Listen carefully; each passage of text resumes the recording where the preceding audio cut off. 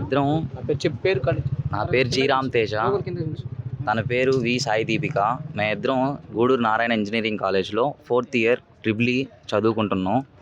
మేమిద్దరం 3 years నుంచి love చేసుకుంటున్నాం. వాళ్ళ ఇంట్లో మా లవ్ విషయం తెలిసిపోయినందువల్ల తనని కాలేజ్కి రానికుండా ఫోన్ అయితే తీసేసుకుంటుంటే, తను వాళ్ళ ఇంట్లో ఏదో ఒకరోజు ఎగ్జామ్ ఉంది వెళ్ళి రాసేసి వస్తానని చెప్పి నా దగ్గరకు వచ్చి జరిగిన విషయం చెప్పగానే మేమిద్దరం వెళ్ళిపోయి పెళ్లి చేసుకొని పోలీసు వాళ్ళ దగ్గరకు వచ్చి బైండ్ ఓవర్ అవ్వడానికి వచ్చాం. థ్రెడ్ ఉంది.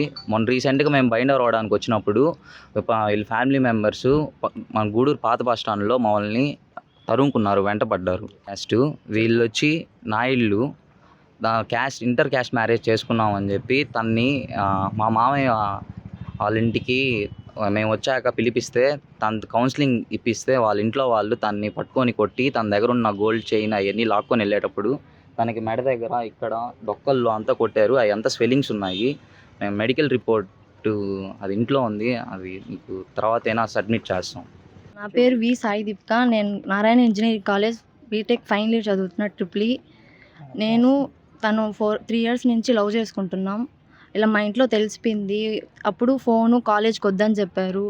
అప్పుడు ఏం చేయాలో తెలియక నేను వాళ్ళ ఇంటికి వెళ్ళి ఇలా జరిగిన సిచ్యువేషన్ చెప్పాను.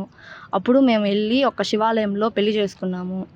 అది జరిగిన పక్క రోజు మా ఇంట్లో వాళ్ళకి చెప్పాము, వాళ్ళ ఇంట్లో కూడా చెప్పాము. మా ఇంట్లో వాళ్ళకి కానీ వాళ్ళ ఇంట్లో వాళ్ళకి ఎవరికి ఎవరి ప్రెషర్ లేదు, కానీ వెళ్ళిపోయేటప్పుడు చెప్పాము ఇలా వెళ్ళిపోయాము పెళ్లి చేసుకున్నామని.